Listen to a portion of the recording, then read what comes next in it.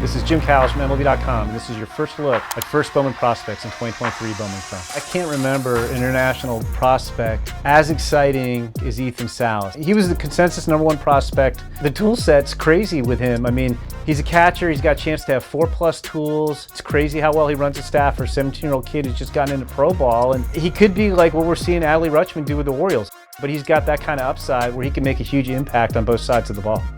So CELESTEN has one of the highest international shortstop ceilings we've seen in years. He was the consensus #2 prospect in this year's international class, right behind Ethan Salas. He's a potential 30 home run shortstop. So I think he is Seattle's long-term answer at the shortstop position.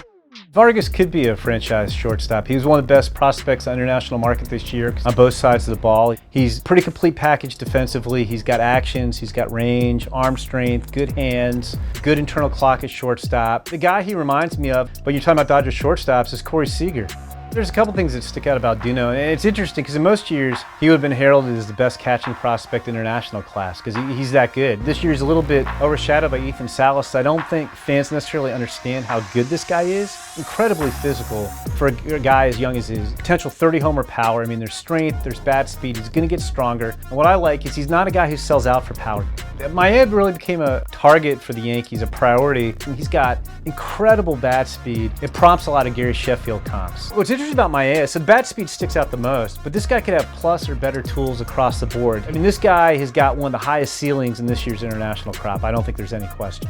Most of the top international pitchers who sign, when we look back, are signed when they're a little bit older. Yoshim's an exception, and he would have been a high draft pick in the Korean Baseball Organization draft, but he wanted to come play in the US. Yoshim idolized Cole growing up in Korea, so it's interesting, that his fastball reminds observers of Garrett Cole's fastball.